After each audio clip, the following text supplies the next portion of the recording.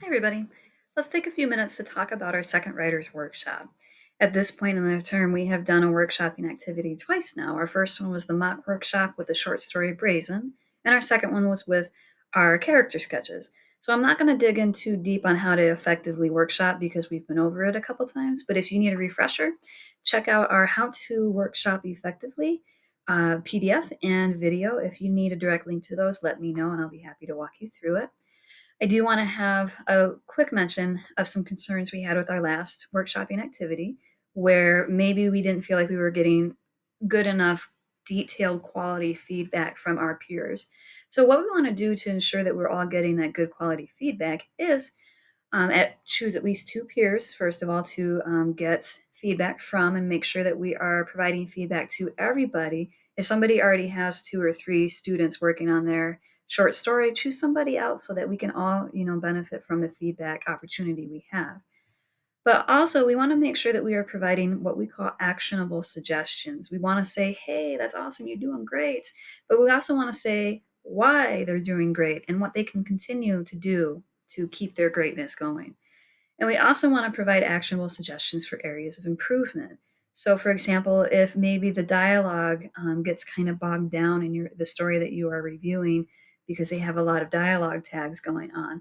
So, an actionable suggestion for that would be your dialogue is really strong. However, I get confused because of the adjectives that we're using in our dialogue tags. I feel like that is, undermining the effectiveness and flow of the dialogue. Maybe if you remove some of them, it would strengthen your dialogue.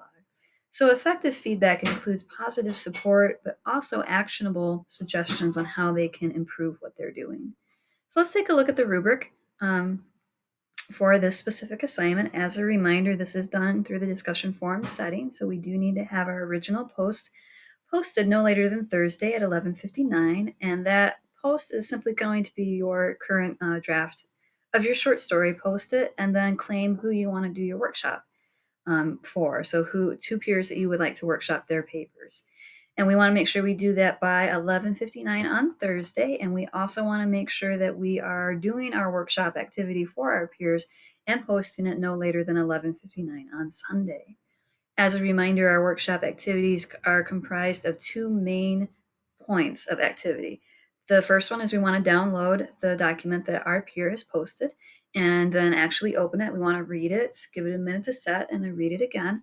And then provide suggestions and comments within the Word document itself, on a line by line basis. We want to have 2, 3, or 4 comments for every page talking about what they're doing well or providing those actionable suggestions for improvement.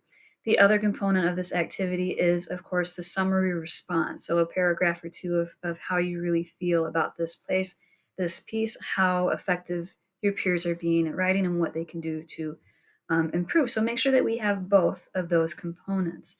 As a reviewer, remember it is your goal to help your peer strengthen their writing. That is what we're looking at. We're not talking about if we like the genre or anything like that. We're talking about how our peers' characters are super well developed, their dialogue is strong, but there could be some improvement. So we're talking about the techniques.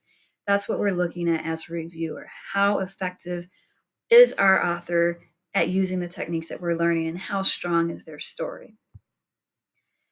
As the person who is being reviewed, as the author, we want to remember that this is an opportunity to improve our writing. And I know it is for me, at least years after being published and teaching English, it's still sometimes hard for me to hear constructive feedback.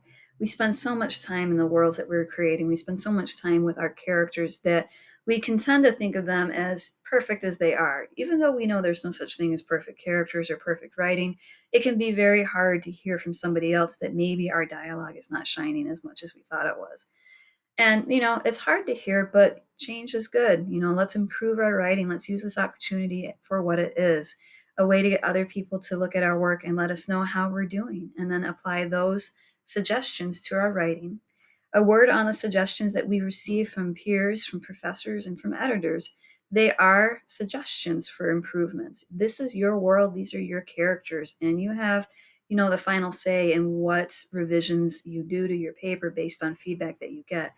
I do encourage you to take all of the advice and suggestions you get into serious consideration, but ultimately, whether or not you choose to utilize it, it's up to you. This is your world. Take ownership of it. Let's take a look at the specific rubric critical elements that we're looking for in this assignment. The first one is, of course, the analysis and evaluation of our peers' paper, their story. Did you provide a clear analysis of how they're doing? How good are they doing? How great are they doing? How amazing are they doing? But also where they can, improve their writing as well.